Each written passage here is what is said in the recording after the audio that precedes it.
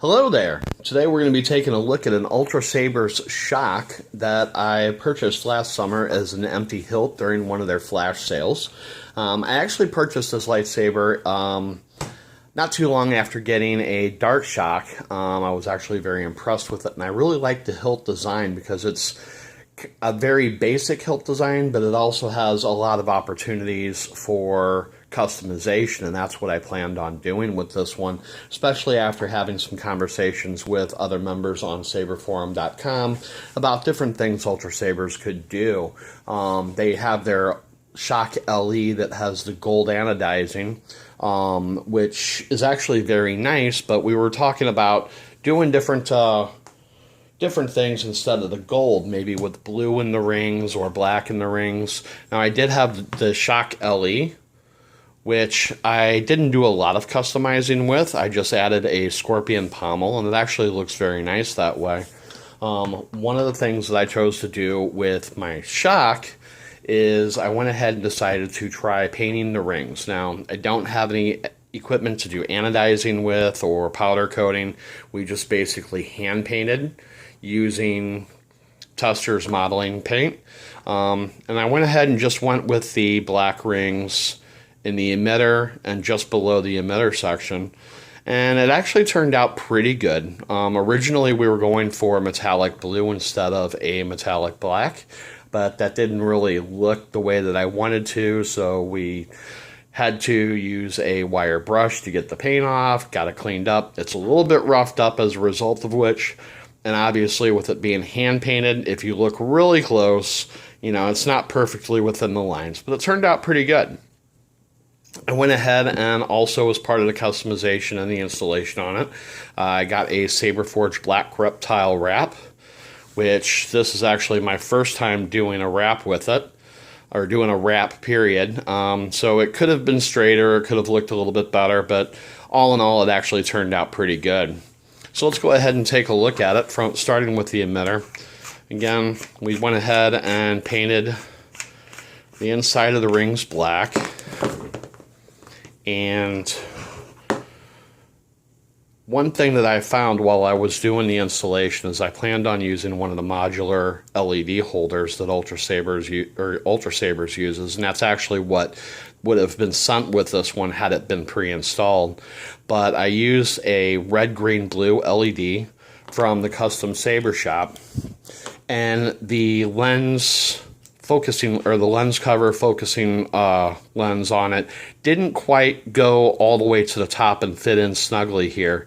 So I decided to do a little bit of improvise, and I used a regular LED holder from Ultrasabers that I had, wrapped some black O-rings around it to keep it centered inside of the hilt, and then added a red thumb screw from the custom saber shop as a retention screw to hold it in place and keep it from wiggling around.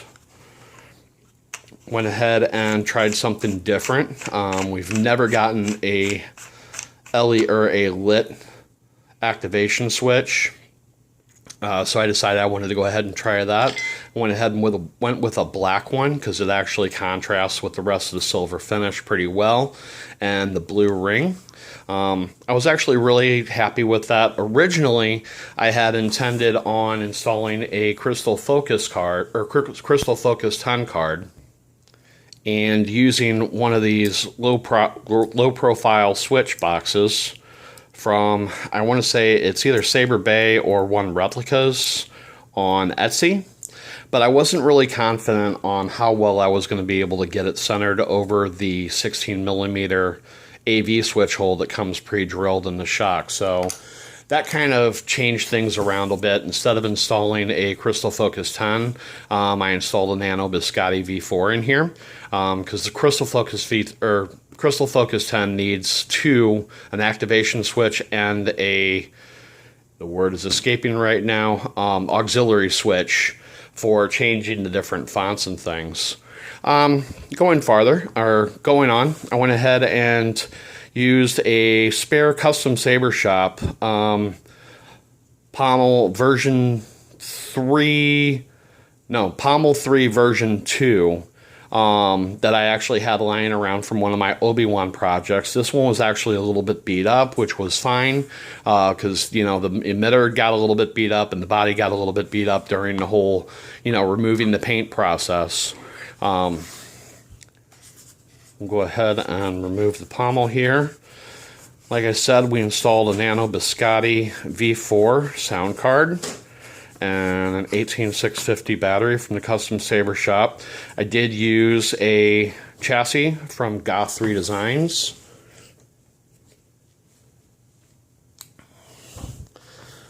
Which is being held in by the CoverTech screw. I do actually have the covers over the sound card, so unfortunately I can't really show off the soldering job, which I actually think was one of my better jobs soldering it. It does have the switch instead of a kill key, which I like, and it uses one of the 2.1 millimeter, I think, recharge ports. Go ahead and get that tightened back down. I did actually have to look for a different screw.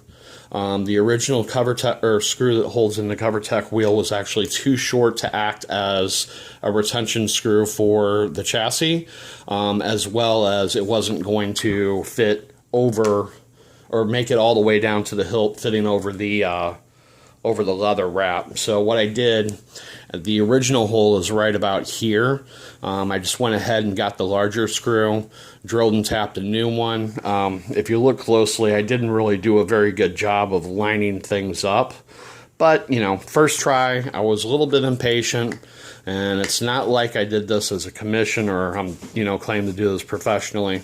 I'm pretty happy with it.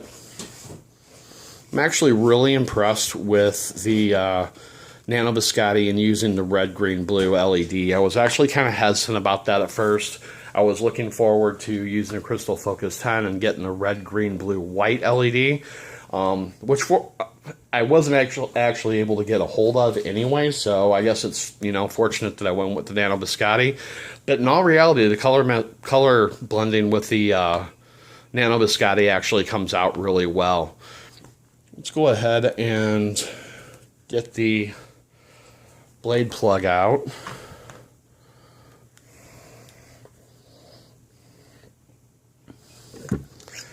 Put a blade in.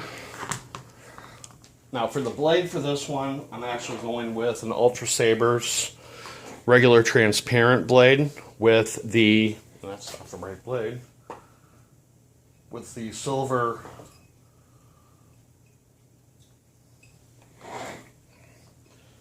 silverish blade film in it, which is actually the same blade that I use with my Dark Shock. It kind of gives it a thinner looking blade.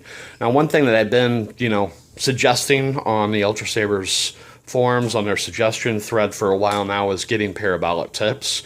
What I did for this one is I just went ahead and removed the round tip that it came with and put a clear parabolic tip from the Custom Saber Shop on it.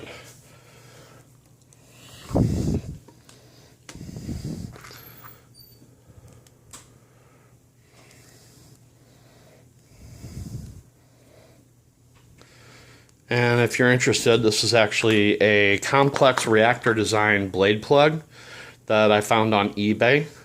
It's actually very similar, not exactly like, to a blade plug that's actually sold by Saberforge, but which is the one I was originally after, but they were sold out of it. And I actually really kind of like this because, you know, again, the black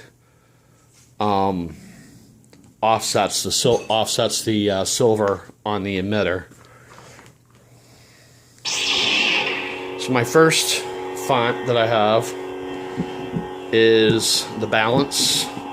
Got that off of saberfonts.com. We've got a blue-green mix. It's actually 100% blue with about 5% green going.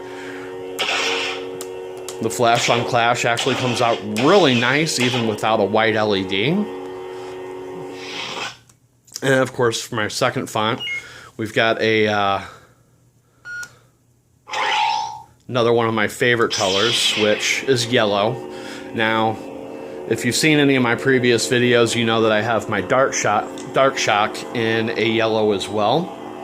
And I really like that because it's, you know, for me, it's nostalgic. My very first lightsaber was a Kenner Star Wars lightsaber in 1977, which was just a flashlight with a yellow inflatable tube on the end of it and some fancy looking stickers.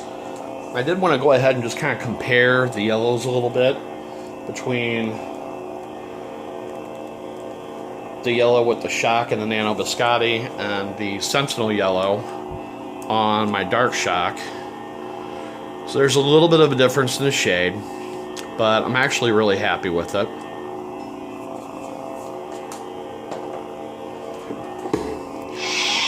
And then finally, for my third font, I've got a Rogue One Darth Vader sound font for when I'm feeling a little on the dark side, with a nice deep red and a good blade shimmer to it. This was actually a really fun project. It helps take my mind off of a lot of the stuff that I've got going on in my personal life right now, and I enjoyed doing this. I'm actually, you know, very satisfied with the way this came out. One thing for certain is this hilt, with the installed electronics, the placement of the 18650 battery, it's very reactive. I can't say that I was really impressed with the Nano Biscotte V4 before with my Graflex 2.0, but that's because it's mostly a shelf queen. I don't really use it very much, but I'm actually really happy with this, and it's actually a really good sound card, but I am looking forward to using my Crystal Focus 10 sound cards that I pre-ordered last summer. I'm actually going to be getting ready to do a self-install on my OWK3 before too long, and upgrading my Graflex to a Crystal Focus 10 as well. Alright, well thank you for watching, and may the Force be with you. If you haven't already subscribed, please do. I don't really post videos often, but I'm going to try to get back into the habit of doing it. Get some more videos going. Till then, may the Force be with you. Stay safe. Thanks a lot.